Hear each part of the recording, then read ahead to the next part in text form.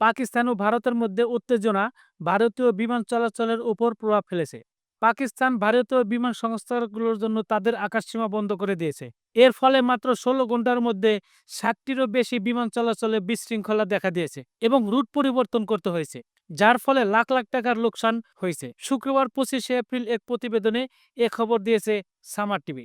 বিমান চলাচল সূত্রের মতে, অপ্রত্যাশিতভাবে বন্ধের ফলে ৪টি প্রধান ভারতীয় বিমান সংস্থা এয়ার ইন্ডিয়া, ইন্ডিগো, স্পাইসজেট এবং আকাশা এয়ার ব্যবসায়িকভাবে ক্ষতিগ্রস্ত হয়েছে। বেশ কয়েকটি আন্তর্জাতিক রুট এখন অতিরিক্ত ২ ঘন্টা উড়ানের সময় প্রয়োজন হয়।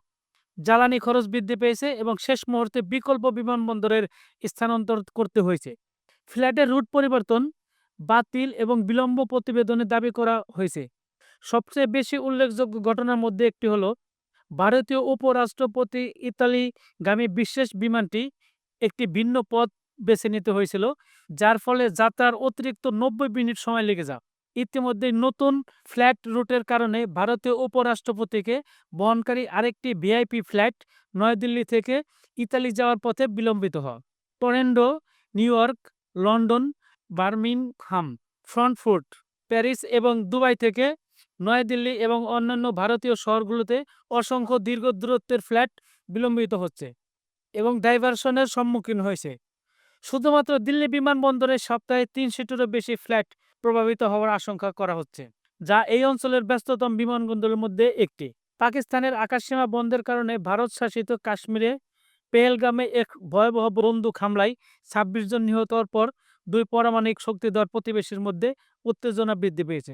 প্রতিশোধ হিসেবে ভারত ঐতিহাসিক সিন্ধু জল চুক্তি স্থগিত করার পদক্ষেপ নিয়েছে। পাল্টাপাল্টি সিদ্ধান্তর পর এই বন্ধের সিদ্ধান্ত জানা ইসলামাবাদ। ভারত পেহেলগামে হামলার জন্য পাকিস্তানকে দায়ী করেছে। এই দাবি পাকিস্তান দৃঢ়ভাবে অস্বীকার করেছে। আন্তর্জাতিক বিমান চলাচলেও কোনো প্রভাব পড়েনি। এই নিষেধাজ্ঞা শুধুমাত্র ভারতীয় নিবন্ধিত বিমান বা ভারতীয় অপারেটরদের কাছে ভাড়া দেওয়া বিমানের ক্ষেত্রে প্রযোজ্য। ভারতে ভ্রমণের জন্য পাকিস্তানি আকাশসীমা ব্যবহার করে আন্তর্জাতিক বিমান সংস্থাগুলোর কোনো প্রভাব পড়েনি, যা এই পদক্ষেপের লক্ষ্যবস্তু প্রকৃতি তুলে ধরে। ফ্লাইট মনিটরিং ওয়েবসাইট অনুসারে ভারতীয় বিমান সংস্থাগুলোর পূর্ব ইউরোপ, মধ্যপ্রাচ্য, মধ্য এশিয়া এবং উত্তর আমেরিকা ভ্রমণের জন্য পাকিস্তানের আকাশসীমার উপর ব্যাপকভাবে নির্ভর করত। তথ্য অনুসারে প্রতি সপ্তাহে ১৩৯টি ভারতীয় বিমান সাধারণত পাকিস্তানের আকাশসীমা দিয়ে যাতায়াত করে।